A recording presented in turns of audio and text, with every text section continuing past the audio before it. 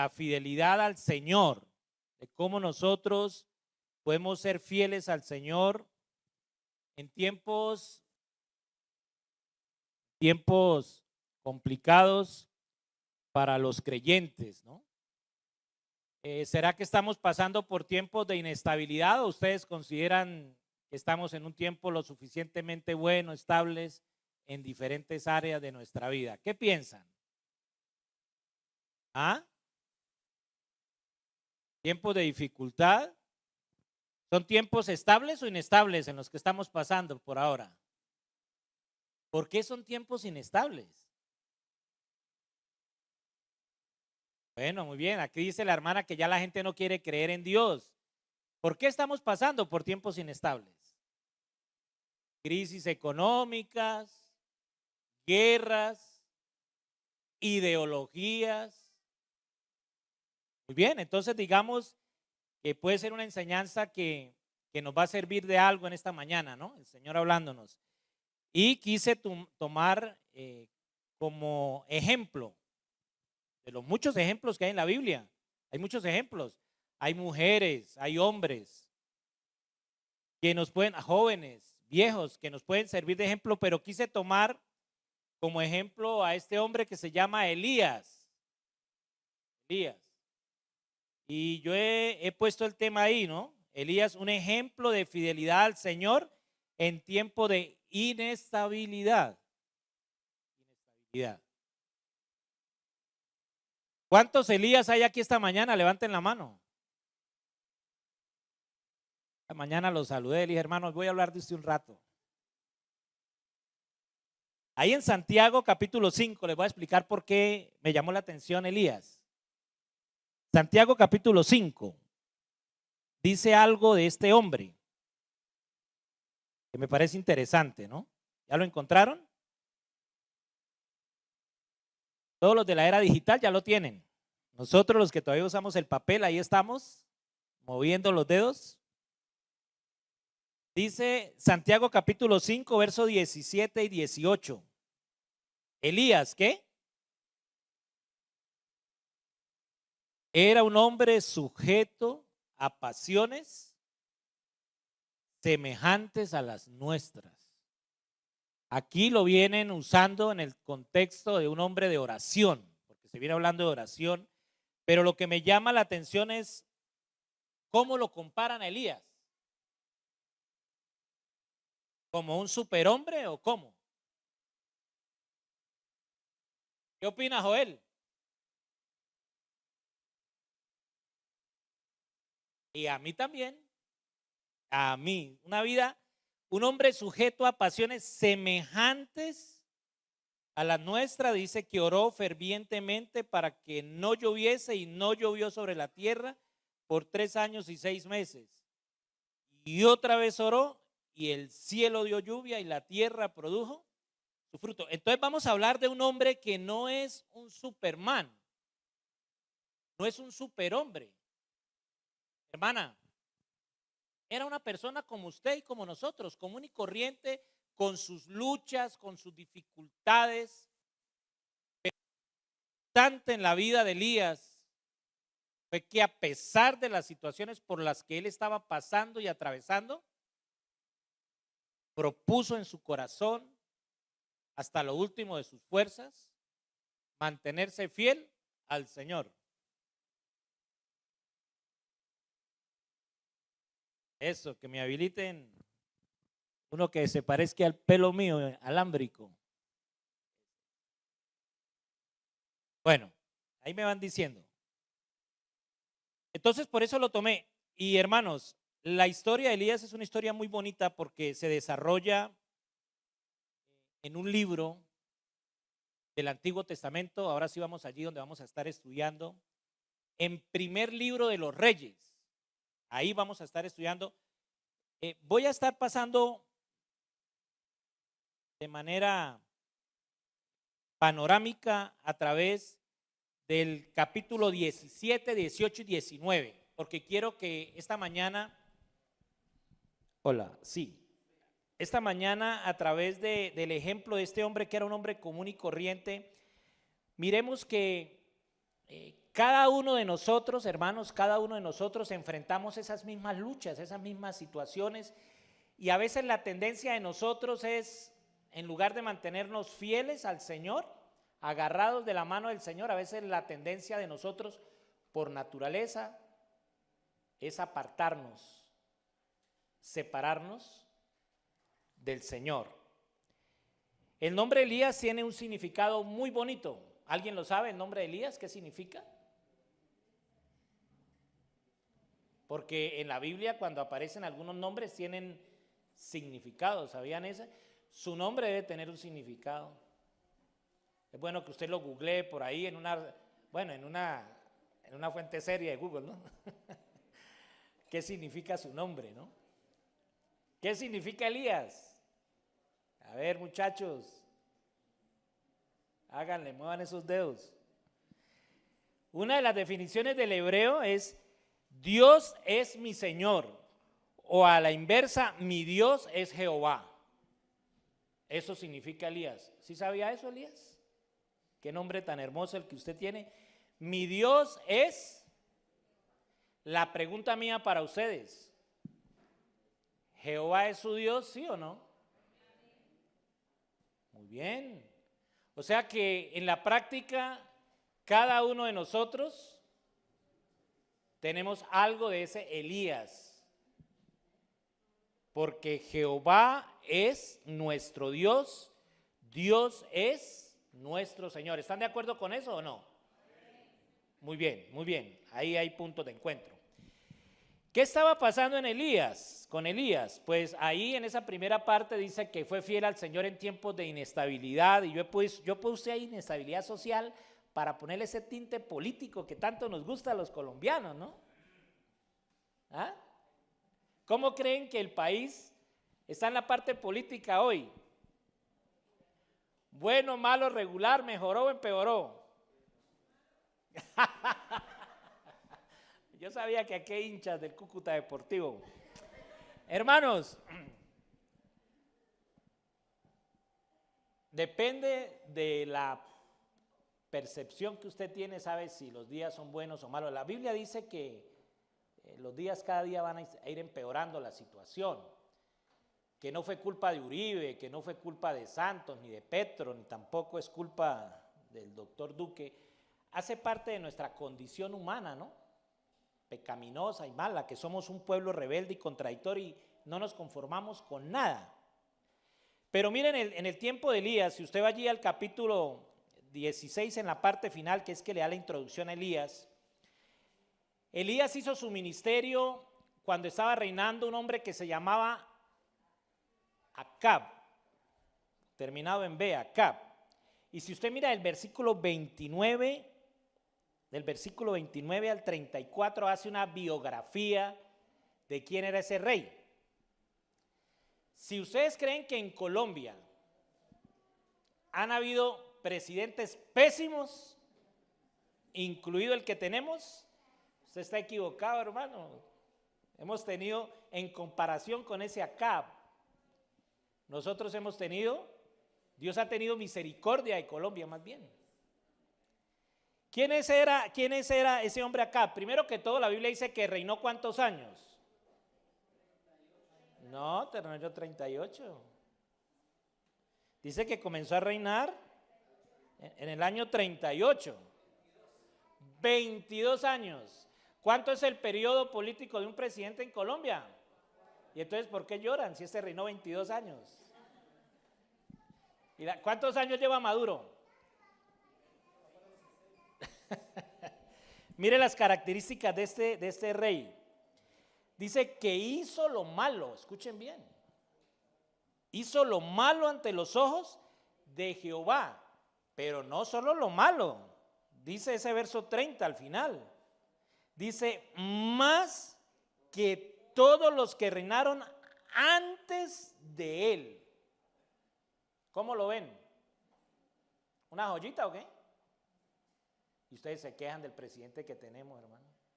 Desagradecidos es que somos los colombianos. Este tipo era un tipo bien malo, hermanos. Pero malo. Tan malo que siendo del pueblo escogido de Dios, se apartó de los caminos del Señor y se fue a rendirle culto a un dios pagano que se llamaba ¿cómo? Baal, y le construyó un templo, yo no voy a decir que a la moza de Baal para no ofender a Baal, pero a otra pagana llamada Acera también. Y se casó, escuchen bien, con una filistea, dicen los evangélicos, con una mujer impía que nada tenía que ver con la nación de Israel cuando Dios les había hecho todas las advertencias y todo lo habido por ver. Y no solo eso, sino que él impuso, escuche bien, gracias a Dios en Colombia tenemos libertad de cultos. ¿Sí o no que tenemos libertad de cultos? Hay hasta una política pública de libertad de cultos en el país. Pero este hombre impuso la fe hacia esos dioses, hacia esos Baales. ¿A nosotros nos han impuesto alguna fe en el país últimamente? Y nos quejamos, miren. A usted le dan la libertad de que vaya y se pare allá a hablar de la esquina como cualquier ciudadano que exponga su fe con plena libertad y nadie lo va a coartar. Entonces, en medio de esa situación, que eso sí es inestabilidad, un tirano como estos bien malo, ahora no se puede decir más malo que la carne de marrano, ¿no? Porque ahora nos están llevando a comer carne de marrano otra vez. Pero ese hombre bien malo, en medio de ese tiempo apareció Elías, que su nombre significa ¿cuál? Eso es, Jehová o mi Dios es Jehová. El puro nombre de él representaba o daba a entender cuál es la presencia de él en medio de esa sociedad corrupta, rebelde. Y sabe que cuando yo les dije a ustedes que ustedes tenían algo de Elías, ¿es verdad? Porque ustedes representan algo de Dios en el lugar donde ustedes están. Porque ustedes fueron llamados de las tinieblas a la luz por un propósito de Dios de que ustedes testifiquen y lleven allá a esta sociedad inestable la verdad de Dios a los que no la conocen. Por eso decía que cada uno de nosotros nos identificamos y tenemos algo de este personaje. Entonces, este hombre que le decían que era un profeta, ¿por qué le decían que era un profeta? ¿Ah? Muy bien, porque él hablaba de parte de Dios al pueblo, y el profeta se ponía de parte de la injusticia o de parte de la justicia. ¿Cómo? De parte de la justicia, sí señor. ¿Y se ponía de parte del tirano o de parte de los oprimidos? ¿Y se ponía de parte de la verdad o de la mentira? ¿Qué de eso tienen ustedes? Porque ustedes son representantes de Dios. Digamos que aunque no están recibiendo una revelación nueva, sino que llevan la revelación especial de Dios en sus corazones, ustedes están llamados a anunciarla en medio de una sociedad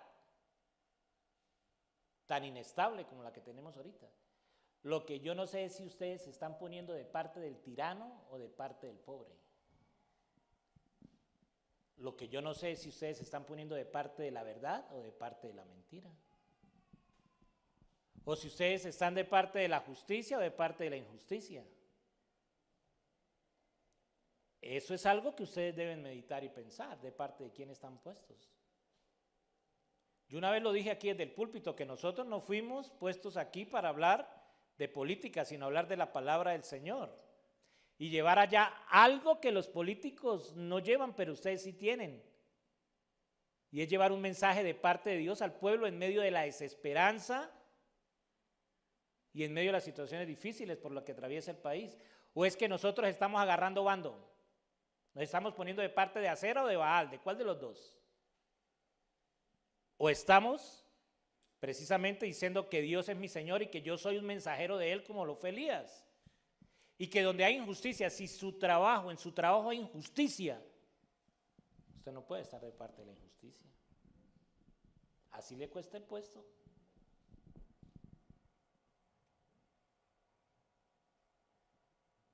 Usted tiene que reflejar la bondad de Dios donde usted está. A mí a veces me llama la atención cómo los evangélicos miran a los no evangélicos, me llama la atención. Bueno, yo siendo evangélico, ¿no? O cristiano, porque aquí en la capital no se dicen evangélicos. Si usted está mirando al no creyente con ojos de desprecio, usted es un fariseo.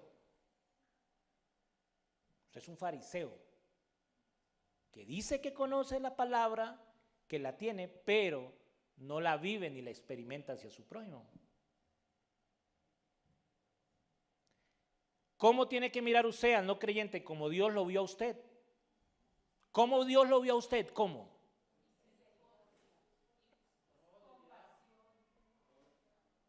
Sin palabras, lo han dicho todo. Y nosotros no estamos aquí, hermanos, este grupo de santos, puros, castos y limpios, para aquí seguirnos alimentando el ego evangélico y diciendo que somos los salvos y los mejores y que después de nosotros no hay otro. Eso se llama orgullo. Eso se llama orgullo. Eso que usted dice es lo que usted tiene que mostrar de puertas para afuera. Aquel que se encuentra triste, deprimido, es el que usted le tiene que mostrar bondad, porque usted refleja la bondad de Dios. Aquel que le han sido violadas sus justas causas, usted tiene que demostrarle la justicia de Dios. Y aquel que se siente despreciado y oprimido, usted tiene que extenderle el amor de Dios a esa palabra, a esa persona. Eso fue lo que Dios, de alguna manera, hacía con Elías. El pueblo de Israel se había apartado y se había ido tras esos dioses, pero él estaba allí para llamar al pueblo a volverse a Dios. Y ustedes, queridos hermanos y hermanas, están llamados para llamar al pueblo ¿a qué? A volverse a Dios. Nadie le dio a ustedes el título de mandar gente al infierno. Usted no murió por los pecadores. Usted lo que mandó fue, lo que fue enviado fue a enviar esperanza a un pueblo en medio de una inestabilidad como la que hoy se encuentra. Hermanos, en este tiempo la idolatría, la corrupción predominaban en Israel, pero la vida de este hombre Elías nos enseña a nosotros de cómo mantener nuestra fidelidad a Dios a pesar de las circunstancias adversas por las que estemos pasando y no dejarnos llevar como se dejó llevar el pueblo por ese rey Acab a separarnos de Dios, sino a mantenernos firmes en nuestra fe como lo fue Elías. Ese es el llamado de Dios para mí y para todos ustedes en esta mañana, en medio de una sociedad inestable, una sociedad donde ya todo se relativiza, ¿no? Todo es relativo. Los valores no son importantes en este tiempo. Ya decir qué es lo bueno y lo malo, ya eso es un delito en el país. Llamar las cosas por su nombre ya no se puede. Porque es peligroso decir las cosas por su nombre. ¿Sí? Pero usted, hermano, que Jehová es su Dios, ese Elías vigente hoy está llamado a eso. Elías, en este contexto que estamos hablando, se levantó como ese portavoz de Dios y confrontó precisamente no solo a este hombre Acab, sino también a Israel, a pesar de la oposición, de las amenazas. Este hombre Elías nos invita a reflexionar precisamente acerca de qué tan fieles estamos siendo nosotros a Dios en medio de estos tiempos difíciles, o estamos asumiendo la misma actitud del pueblo, y es apartarse de Dios e ir tras los baales de moda. Entonces, aquí en este capítulo 16, 17. En el 17, Elías, estoy dándoles el contexto del libro porque ya vamos a mirar por qué él fue fiel al Señor en tiempos de inestabilidad social. Es enviado a profetizarle a Israel y especialmente al rey que el fenómeno del niño se iba a agudizar más en ese tiempo que en el de ahora. ¿Cómo les ha parecido el fenómeno del niño en la capital? ¿Bonito o qué?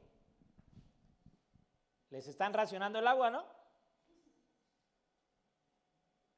Ahora les toca bañarse una vez al día, cada 8 días. Pues en este tiempo el Señor mandó a profetizar que iban a pasar 3 años largos y que no iba a caer ni una gota de agua. Y nosotros nos ponemos a llorar porque pasan 2 meses y no llueve, imagínense. Y esto iba a ser en 3 años, ¿no? En ese capítulo 17 a nivel general. Pero aquí en esta parte, cuando estamos hablando del capítulo 18, él vuelve otra vez y se enfrenta a Acab, y luego más adelante se enfrenta con los profetas de Baal, y luego en el capítulo 19 huye a Oreb, allá donde es otra vez reconfortado con el Señor. Hoy ustedes tienen una tarea, léanse esos 3 capítulos, por favor, para que entiendan mucho mejor. Yo supongo que ustedes tienen un contexto un poco más fuerte, por eso voy a pasar por encima. Entonces, allí en ese capítulo 18, el verso 21 dice, y acercándose Elías a todo el pueblo dijo, ¿qué sucede? Que Elías se dio cuenta que el pueblo, en medio de esta inestabilidad, se había adaptado a la sociedad del momento, lo que les estaban imponiendo y se apartaron de Dios. Y mire la pregunta que Elías le hace al pueblo. ¿Cuál es la pregunta? ¿Hasta cuándo claudicaréis vosotros entre 2 pensamientos? Si Jehová es Dios, seguidle. Y si Baal, id en pos de él. ¿Y qué dijo el pueblo? Amén, gloria a Dios, aleluya. ¿Qué dijo el pueblo? Dice la escritura que no respondió. ¿Qué idea les da eso a ustedes? ¿Ah? Les hicieron la pregunta. Hermanos, si Jehová es el Dios de ustedes, síganlo. Síganlo. Pero si los Baales que nos ofrece la sociedad, ¿creen ustedes que es el Dios? Váyanse en pos de ellos. ¿En pos de quiénes van a ir ustedes? El pueblo se quedó como se quedaron ustedes, callados. No dijo nada. El pueblo se quedó callado, no dijo nada. Hay un dicho que dice que el que calla, ¿qué? Abogado, ¿qué significa eso? Cuando dicen que el que calla otorga. Silencio positivo, un término jurídico. Yo no sé si el pueblo estaba confundido o el pueblo estaba cómodo con lo que estaban viviendo en ese tiempo, pero nadie quiso decir nada. Hermanos, un pueblo apóstata, un pueblo que se ha vuelto idólatra, guiados por los gobernantes de turno, el tal Acab y su esposa Jezabel. Pero a pesar de esa presión social y política, de la decadencia moral y la persecución, ahí estaba Elías, hablando al pueblo y diciendo, mi Dios es Jehová. Mi Dios es Jehová. Por eso, esta mañana el reto es para nosotros, de pararnos ahí en la brecha. Y en medio de esta inestabilidad social, nosotros ser pregoneros de justicia. Pero incluso la inestabilidad social no solo era por persecución, sino también nosotros nos quejamos a veces de los temas de salud, de los temas que no nos están atendiendo bien. Pero ahí más adelante en ese capítulo 19, después de que él anunció, después de que él contendió fuertemente por la palabra y todo, él se sintió amenazado, se sintió triste y hasta depresivo y se apartó. Mire, primero confronta al pueblo y el pueblo no quiere decir nada. Luego, más adelante en el capítulo 19, él, a raíz de todo lo que estaba sucediendo en su vida, en su ministerio, como que su palabra no tenía eco, se sentía solo.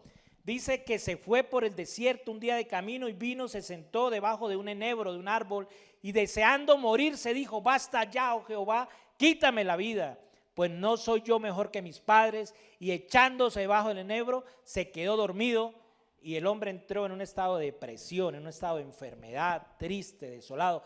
No sé ustedes cómo se sienten a veces en su vida. Si también toda esta inestabilidad social en la cual vivimos ha sembrado la desesperanza en ustedes. Y ustedes como que ya no ven salidas. Hoy hay una crisis de quererse volar todo el mundo, se quiere volar de Colombia. Y no estoy en contra de los que van a ir a España, en Canadá, no. Viajar es muy lindo, a mí me gusta viajar también bastante. Hay muchos que quieren volarse, como si esa fuera la solución, volarse. Porque han perdido la esperanza, no ven futuro en el país. Esto ya no sirve para nada. Apaguen y vámonos, dicen algunos. Hermanos, en medio de esas circunstancias, a pesar de la situación por la que usted esté pasando, manténganse fieles al Señor, que el Señor no los va a desamparar. ¿Qué pasó con este Elías?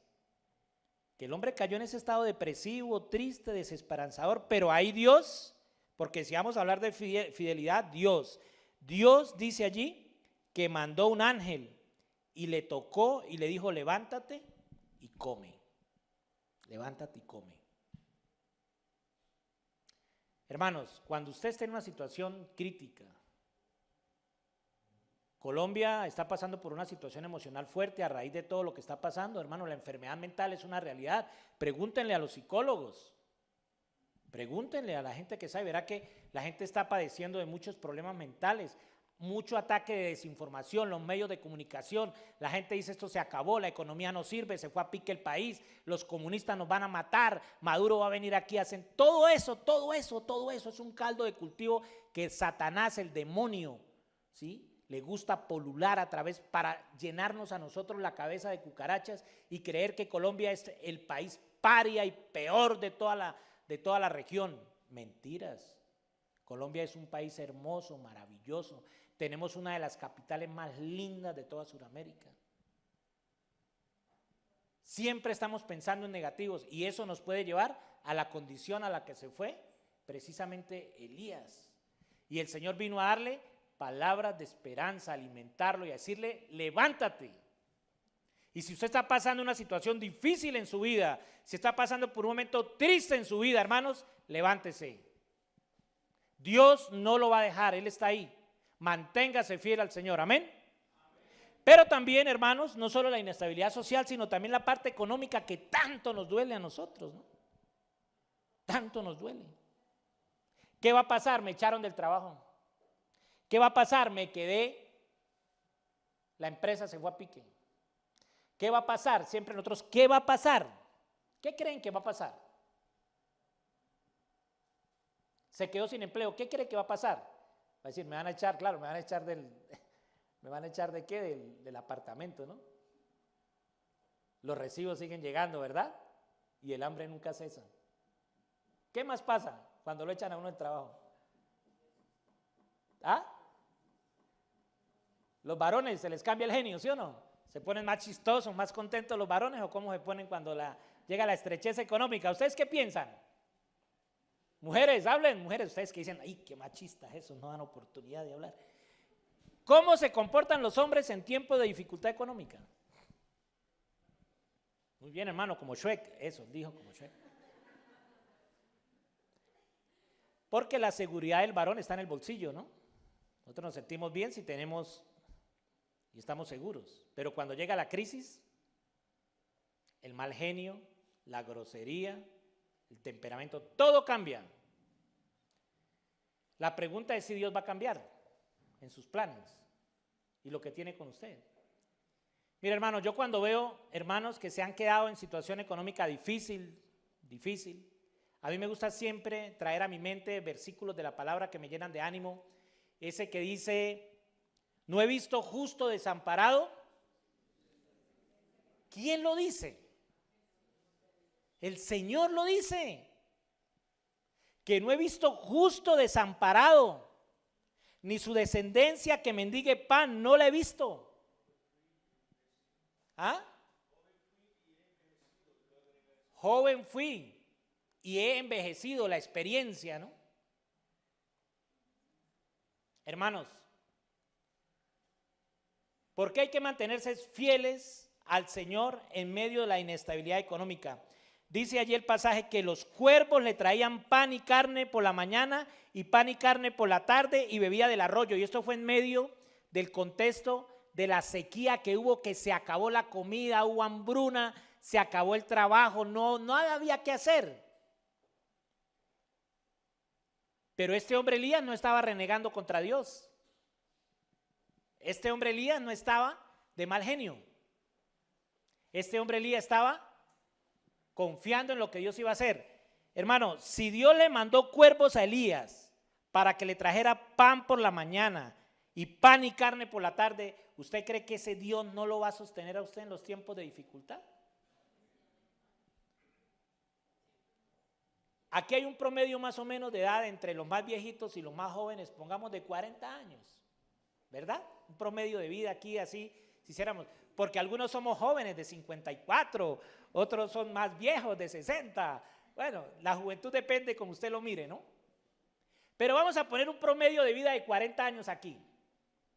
La Biblia dice, hablando de lo relativa y lo pequeña que es la vida de nosotros, lo miserable que es nuestra vida, dice que los años de nuestra vejez son más o menos ¿cuántos?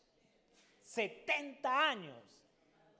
Y aún en los más robustos como nuestro pastor y así dice que llegarían a los ¿cuántos? Eso, a los 80. A los 80. O sea que si hablamos de un promedio de aquí que tenemos 40 años, un promedio, ¿cuántos años de su vida ha vivido usted? De ese promedio de 80, ¿cuánto porcentaje? El 50% de su vida lo ha vivido usted. La pregunta es, si en ese 50% de la vida que usted ha vivido, Dios le ha faltado.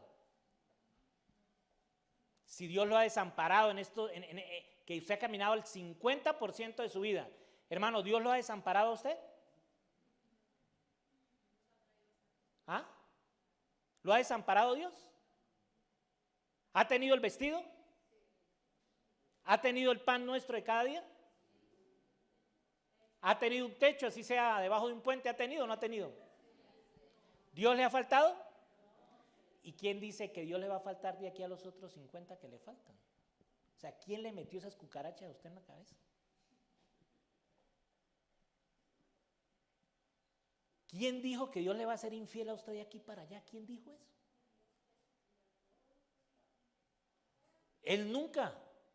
Y por eso le dije yo, si Dios le mandó cuervos y le daban pan y carne por la mañana y pan y carne por la tarde y bebía del arroyo, hermano, durante ese tiempo de sequía, de estrellez que fue de 3 años, que causó la crisis económica de Israel, durante ese tiempo Dios proveyó milagrosamente para Elías, en tiempo de esta crisis económica por la que enfrentaba el país. Hermanos, la enseñanza que nos deja allí es que Elías se mantuvo fiel al Señor en tiempo de esa inestabilidad económica y Dios nunca le faltó y nunca le va a faltar. Hoy Colombia está pasando por tiempos de crisis económica como la mayoría de países del mundo. Usted sabe que Estados Unidos está mirando cómo hace para pagar su deuda, uno de los países más poderosos. Esa economía en cualquier momento se va a venir a pique, ¿oyó? Por ahí el presidente le estaba pidiendo al Congreso que le diera una capacidad de endeudamiento, no sé qué cosa, el Congreso se opuso. Y bueno, un problema y que eso va a afectar la economía del país y de alguna manera son las consecuencias negativas de las decisiones que toman nuestros gobernantes. Pero en medio de toda esta turbulencia, esta situación, hermano, Dios a usted no le va a faltar. En alguna época de mi vida caímos en una situación difícil. Mi esposa y yo tuvimos la oportunidad de ir a una universidad, nos preparamos como ingenieros, somos ingenieros ambientales, trabajábamos para el Ministerio del Medio Ambiente vivíamos muy bien económicamente, época de vacas gordas, llegó la enfermedad a nuestra vida, mi esposa estuvo a punto de morir, una peritonitis de más de 3-4 días que casi la mata, mi hijo estaba de escaso un mes de nacido, nos tocó dejarlo en la provincia de Ocaña y nosotros viajar para Bucaramanga un mes, me cancelaron el contrato, me quedé en la inmunda, me quedé sin plata, fracasé.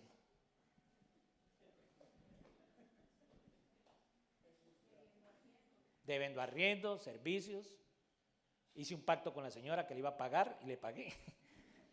Entregué la casa y me fui a buscar la cueva allá donde se metió Elías, donde mi suegra.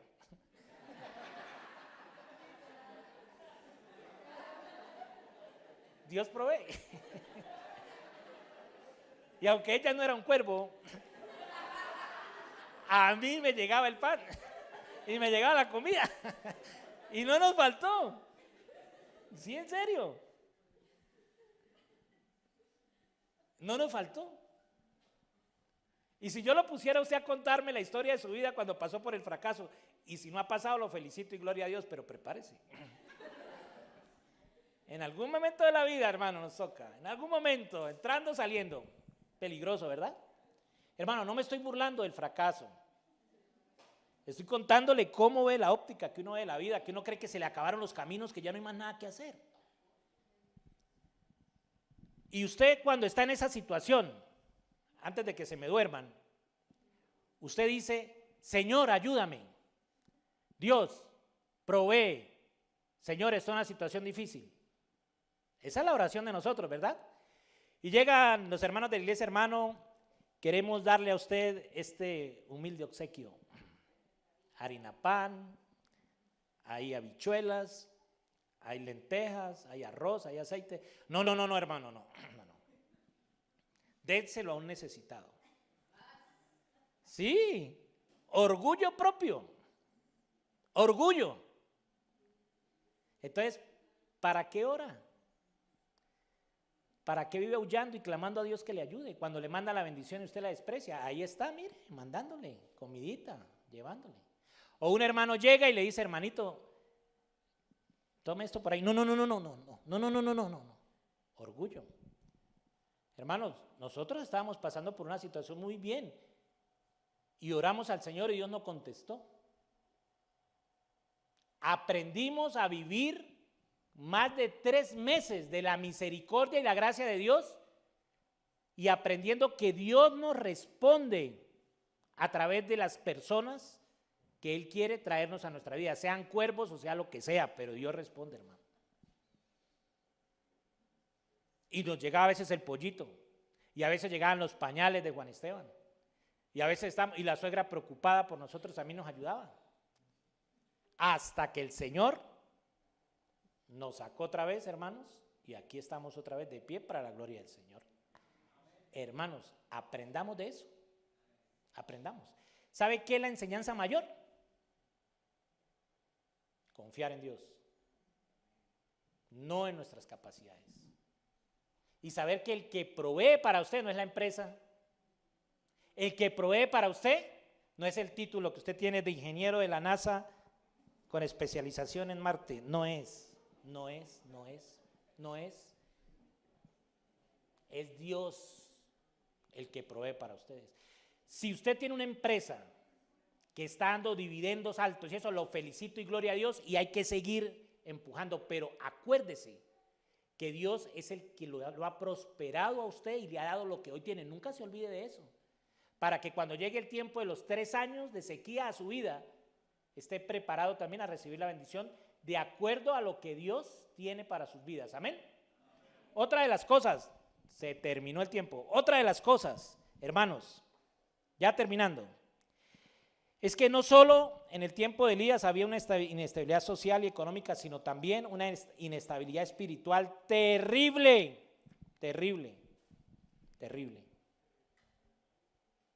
Ya hablamos del por qué era esa inestabilidad.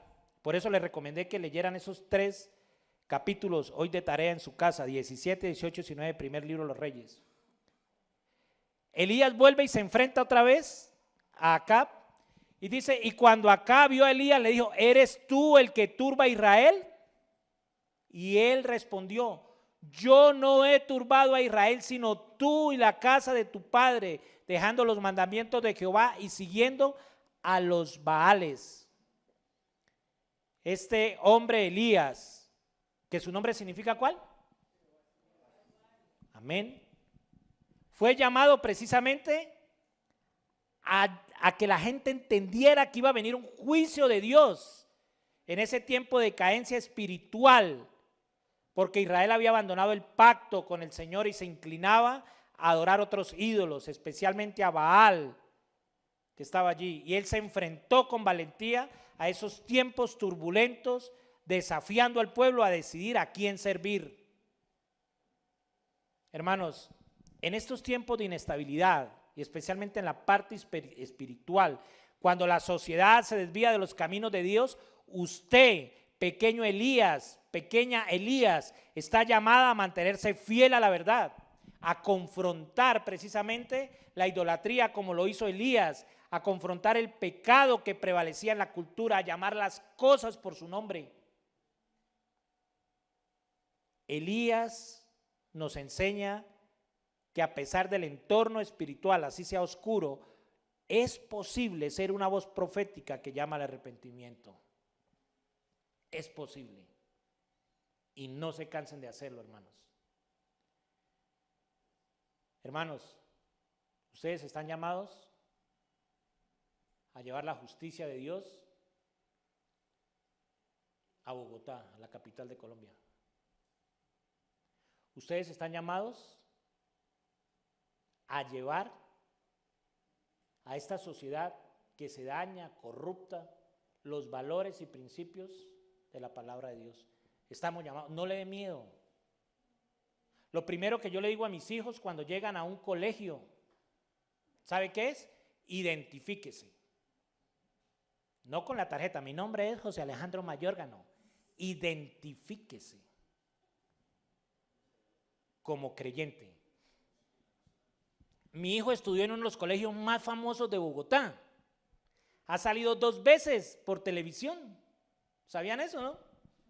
Claro. Estudió aquí en el colegio Villamar el Carmen.